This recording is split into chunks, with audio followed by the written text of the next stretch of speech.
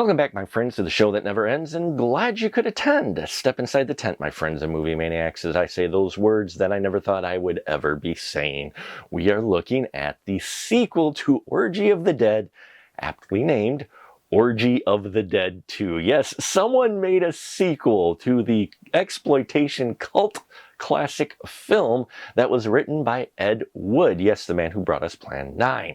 Well, Orgy of the Dead 2 is continuing the story of sorts. Director Andrew J. Chambers gives us the story of four teenagers, in quotes, teenagers, who are out for a joyride, having a wild time, but a little too wild, and they end up crashing into a cemetery. And they are soon come across this weird dark ritual where it appears the Emperor of the Night, as well as his princess, are observing those who have died in sin, massive sin, performing burlesque and naked dances in front of them. And when these teens are discovered, they're strapped to crosses and forced to watch in horror as these folks come out and dance for their emperor. But they all have to complete this ritual before sunup.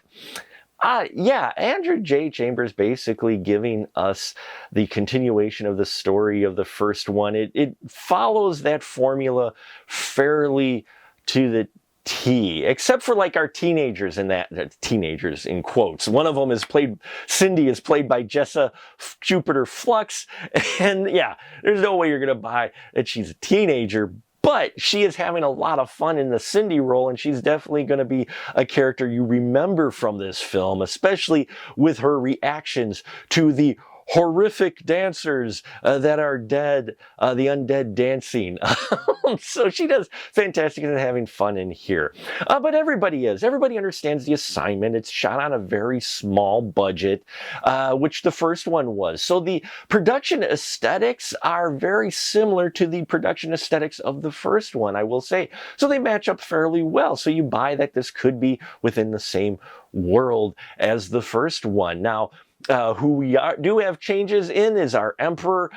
He's now played by Mike Fantastic. And yeah, Mike does not try to be Chris Well at all. He's more maybe a little bit, I don't know, Frankenfurter. Well, no, not even that. Just he's wearing fishnets, underwear, and a shirt. And that's with shades, some very cool shades, by the way. And he's accompanied by the Princess of the Night, originally played by Goleta in the first one. Here we have a returning character, and they're played by Penny Aphrodite. And let me tell you, she does a fantastic job in replicating the look of Goleta from the first one. She really does well with not only the costuming, but the makeup and the hair and everything. She's like the bridge character. You could definitely see her being the one that connects the first one to this one and makes you realize they are sequels, right? As far as our dancers go, there are a variety of burlesque dancers and some familiar faces you may recognize, including Katie Cadaver, who they get here to play the Emperor's lover who died horribly, but she's still there to dance the night away. We do have the mummy and the mummy and the werewolf return, but they are now accompanied by a third minion in the form of the ghost of Harambe.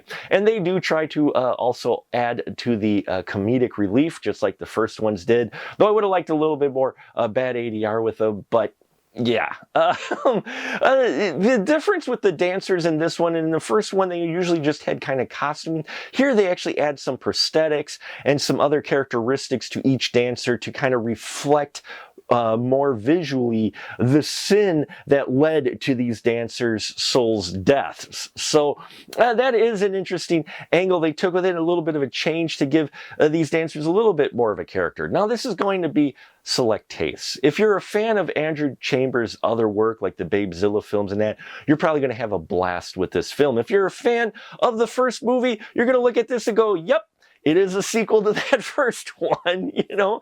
There's various degrees of enjoyment some may find out there. This is not going to be for everyone for sure, but he's not making it for everyone.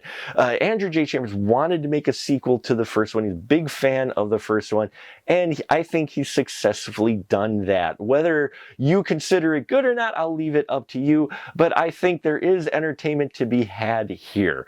So thank you so much for watching. Like, subscribe, bells and whistles here. We got over 7,000 subscribers already. Now we're shooting for 8,000 before the end of the year. Only do that with your help. I thank you for your support, and until next time, remember, keep that ticket stub.